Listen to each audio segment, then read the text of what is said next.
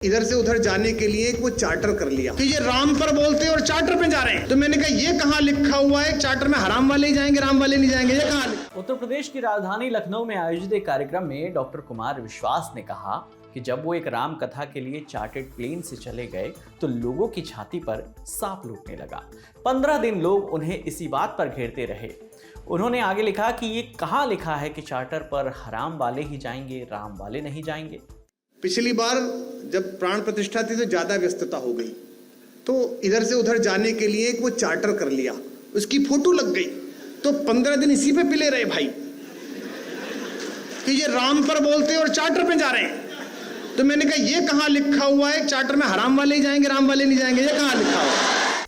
दरअसल मंगलवार को लखनऊ में आयोजित अटल गीत गंगा कार्यक्रम में कुमार विश्वास ने ये कहा कि मैं फिर कह रहा हूं कि अपने बच्चों को रामायण पढ़ाओ, महाभारत पढ़ाओ और इसलिए पढ़ाओ कि उनका फायदा होगा। फिर कह रहा हूं अपने बच्चों को रामायण पढ़ाओ, महाभारत पढ़ाओ और इसलिए पढ़ाओ कि फायदा होगा। मुझे हुआ, मैंने महाभारत पढ़ी थी तो मुझे पता था कि मित्र अगर दुर्योधन निकल जाए तो उसके रथ से उतर के भागो वरना कर्ण की तरह मारे जाओगे। तो इसलिए पढ़ो, चलो मत पढ़ो उस कारण से जो मैंने कहा था, इस कारण से पढ़ लो। कुमार विश्वास ने आगे कहा कि उन्होंने दुर्योधन की पहचान कर ली थी, इसलिए मंच से कविता सुना रहे हैं, नहीं तो दिल्ली में शराब घोटाले का हिसाब दे रहे होते।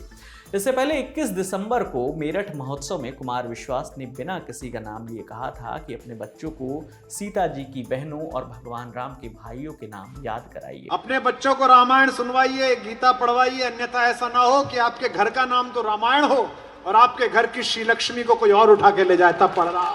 भले ही कुमार विश्वास ने किसी का नाम नहीं लिया, लेकिन उनके इस तंज को शत्रुघ्न सिन्हा और सोनाक्षी जहीर की शादी से जोड़कर देखा गया, जिसके बाद कांग्रेस की प्रवक्ता सुप्रिया श्रीनेत ने कुमार विश्वास पर निशाना साधते हुए कहा कि आप एक लड़की के पिता हैं, थोड़ी सी भी शर्म हो तो माफ़ी मांगिए।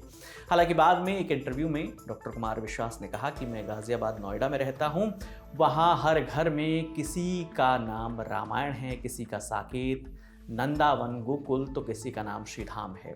हमारे यहाँ यही 5-6 नाम होते हैं, इसी को लोग चुन लेते हैं, ईश कृपा या ऐसा कुछ रख लेते हैं। तो अब किसी से आप कोई व्यक्ति जोड़कर ना देखिए, क्योंकि ये आपके राजनीतिक हित के लिए वोट बैंकों को एड्रेस करता है।